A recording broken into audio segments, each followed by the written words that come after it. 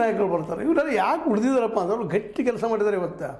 ಆದರೆ ಅನೇಕ ರಾಜರು ಬಂದು ಹೋಗಿದ್ದಾರೆ, ಅನೇಕ IAS ಆಫೀಸರ್ ಬಂದು ಹೋಗಿದ್ದಾರೆ, ಅನೇಕ ಮಿನಿಸ್ಟರ್ಸ್ ಬಂದು ಹೋಗಿದ್ದಾರೆ, ಅನೇಕ ಮುಖ್ಯಮಂತ್ರಿಗಳು ಬಂದು ಹೋಗಿದ್ದಾರೆ, ಪ್ರಧಾನಿಗಳು ಬಂದು ಹೋಗಿದ್ದಾರೆ. ಎಷ್ಟೋ ಜನ ನಮ್ಮ ಜೊತೆಗಿಲ್ಲ ಅವರು ಇವತ್ತು. ಅವ್ರು ಆಳಿರ್ಬೋದು, ಗಂಟೆ ಮಾಡಿರ್ಬೋದು, ಕೋಟಿಗಳನ್ನು ಕಟ್ಟಿರ್ಬೋದು. ಅಶೋಕ್ ಇವತ್ತಿಲ್ಲ, ಅಶೋಕ್ ಸಂತತಿ ಎಲ್ಲಿದ? ಕೋಟಿ ಕಟ್ಟಿ ಹೋದ, ಇಡೀ ದೇಶವನ್ನು ಗೆದ್ದಂಥ ವ್ಯಕ್ತಿ. ಟಿಪ್ಪು ಸುಲ್ತಾನ್ ಸಂತತಿ ಎಲ್ಲಿದೆ ಇವತ್ತು? ಗೆದ್ದಿರ್ಬೋದು, ಇತಿಹಾಸ ಒಂದು ಹೆಸರೇ ಅದು, ಇಲ್ಲದಲ್ಲ.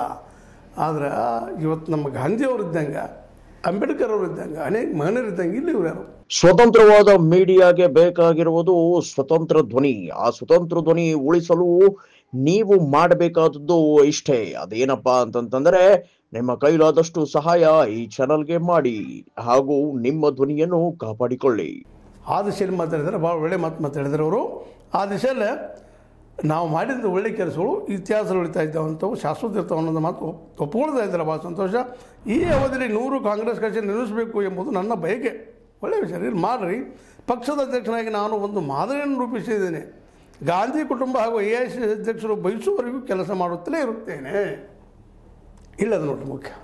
ಹೆಚ್ಚಿನ ಈಗಾಗಲೇ ಗಾಂಧಿ ಕುಟುಂಬ ಬಯಸುವವರೆಗೆ ಇರ್ತೀನಿ. ಭಾಳ ಸಂತೋಷ. ಇರ್ರಿ, ಪಕ್ಷ ಹೊಡಿಬೇಡ್ರಿ, ಒಳ್ಳೆ ಕೆಲಸ ಮಾಡ್ತಾ ಇದ್ದೀರಿ, ನಿಮ್ಮ ಬಗ್ಗೆ ಬೆಂಬಲ ಅದ.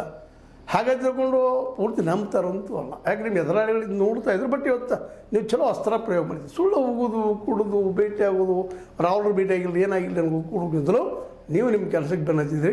ಇದು ಹ್ಯಾಟ್ಸ್ ಅಪ್, ಗುಡ್. ಇದು ಏನಪ್ಪ ಅಂದರೆ ನಿಜವಾಗಿಯೂ ಒಬ್ಬ ನಾಯಕನಿರಬೇಕಂತ ಗುಣ